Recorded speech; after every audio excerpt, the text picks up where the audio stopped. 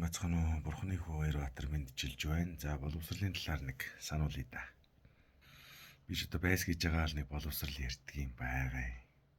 Харамсалтай нь боловсрол ярихлаар манай нөгөө идэж өстэй адилхан харж байна. Зүгээр сонирхуулж ярихад би ч анх лайв ертөнцид 2018 онд үндэсний боловсрол гэдэг нэртэй 5 цоврал лайв хийж анх лайв ертөнцид хөл тавьсан шүү дээ. Samsung S5 гэдэг утсаар лайв хийж. Тэгээ 2 жил завсарлаад 2020 оноос дахин лайвынхаа карьерийг үргэлжлүүлсэн байгаа гэж. За миний боловсролын тухай ярьдаг ерөөсө гол санаа юу вэ гэхээр ерөөсө нэг хэсэг хүмүүс бол байглаасаа төрнө. Одоо юу гэдэг ч юм дээ. За Баярбаатар бай гэж бодоход нэг жоохон толгой сайтай тийм ээ.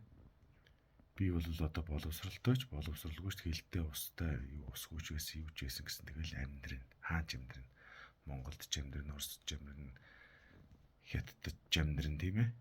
Намайг хаач яваачаад тэгээ Африкийн зүлд ч бай Амазоны ширэнгэнд ч яваач байсан би амьдрын штэ. Байглаас толгой зайцсан ба штэ.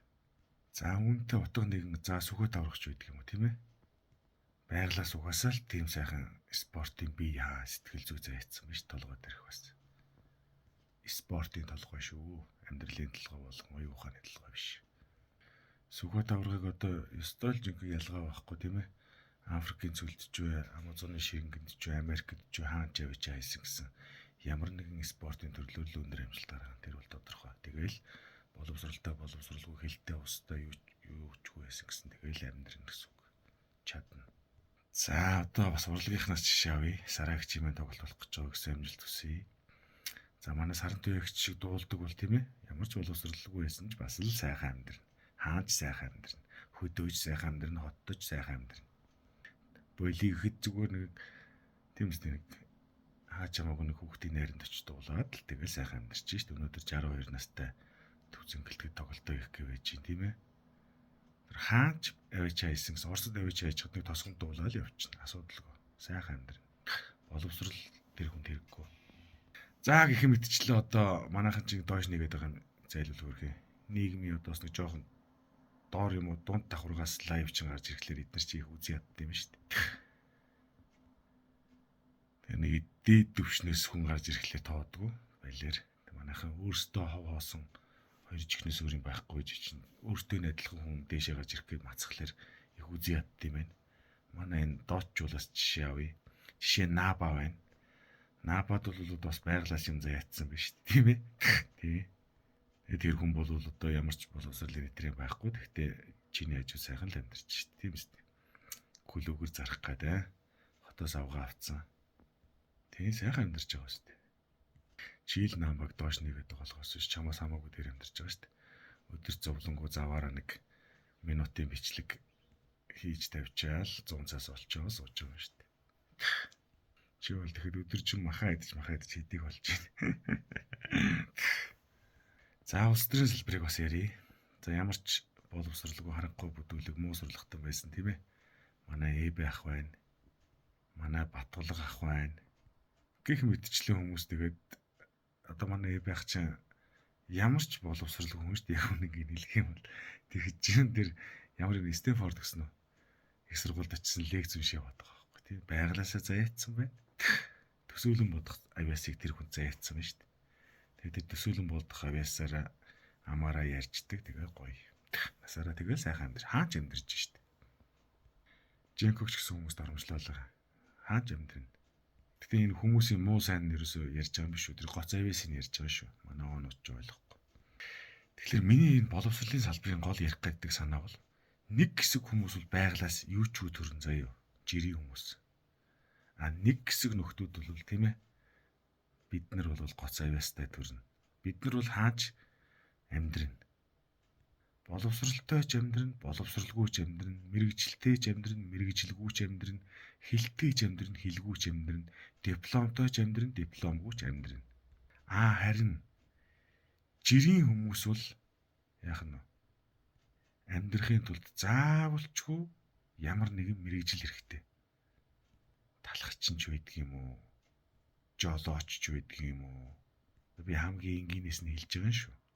Тэгэл цаашаага одоо ямар төвшөнд амьдрмаар байна. Төдий чиний л боловсрал хэрэгтэй болдог гэсэн үг. За мэдээж хэрэг хүн нэг 5-10 минутын дотор ч юм уу нэг за нүгсрээ сар 2 сар за бүр болиё гэж бодны 6 сарын хугацаанд сурчдаг мэргэжлүүд байна шүү дээ тийм ээ. Галч одоо гих мэтчлэн мэргэжлүүд эднэр бол дээрстэл жоох өндөртэй. Боловсролын төвшин дээшлэх тусам дээрстэл багасна тийм ээ. Орлого доктортой байна. Тэгэхээр яах нь жирийн хүмүүс бол аль болохоор л өндөр боловсрол өөрийнхөө хэмжээнд тийм ээ. Одоо набаг ч юм аваачаад сургаад нэмэргүй шүү дээ тийм ээ. Яг тэрнтэй ажиллах. Тэгэхээр набад ч гоц аваасаа ядсан чамд бол заяагаагүй тийм ээ. Тэгэхээр чи бол ер нь аль болохоор дээш амьдрыг жуудчихвал өөрийгөө аль болох боловсруулжуулаад явах хэрэгтэй. Одоо өнөөдөр нэг аргалж агаад нэг Б англи авсан бол дараа нь нэг аргалж агаад Б нэмэх тэгээ С М гэл ингээл өдөр болго ахиулаад явах юм бол амьдрал чинь дээшлээл орлого ч арай жоохон баталгаажаал яваад байна гэсэн үг. За тэгээ ойлгож гин үү? Жирийн хүн бол боловсрлоор л амьдрна. Мэргэжлэр амьдрна гэсэн үг заяа. Мэргэжил гэдэг чинь цаанаа юу юм? Боловсрал. Тэгэхээр яг нь хүний амьдралд энэ боловсрал гэж юм чи асар хэрэгтэй шүү. Жишээ нь чи таксинд яваад километр нь одоо хэд байд юм бэ? 1000 байд юм, 1500 байд юм уу? Төгрөг авах бах тийм ээ.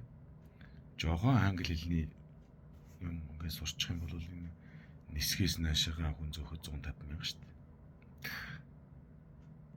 Тэгээд жирийн хүний амьдралд бол энэ боловсрал гэж юм асар чухал байна шүү дээ. Баярбаатар ч байдаг юм уу, хин ч байдгийн Наабач байдаг юм уу, одоо энэ гоц тийм ээ Батболго хэлбэгдэрж саяны дурдсан Сарантуяа ийм гоц хүмүүст бол ямар ч боловсрал хэрэггүй.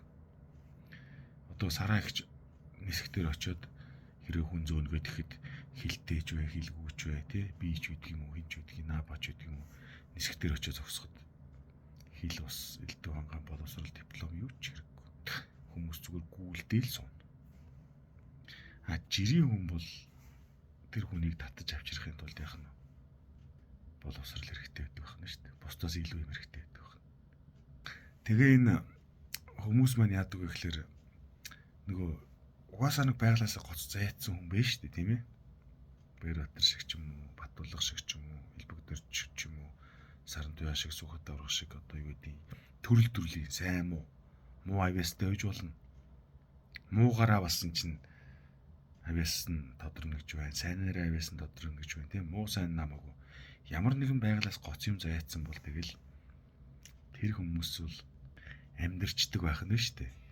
Тэгэнгүүт манай энэ нөгөө харанхуй бүдүүлэг оонууд маань яаж ийм гэхээр тэд нартэй жишээддэг байхгүй. Хүн амьдралын ухаантай огтл болдог. Батболгыг хар, Элбэгдэржийг хар, Баярбаатарыг хар, тэрнийг хар, энийг хар гэж солиороод иддэг байхгүй. Үгүй.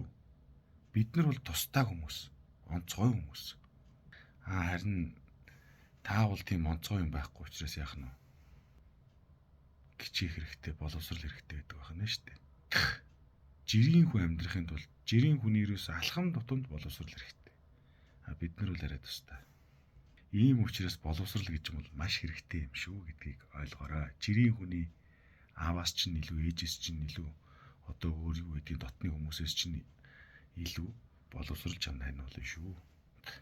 За ямар ч ямар урт өчлөг болчих одоо тэгэхэд баярлалаа. Баяртай.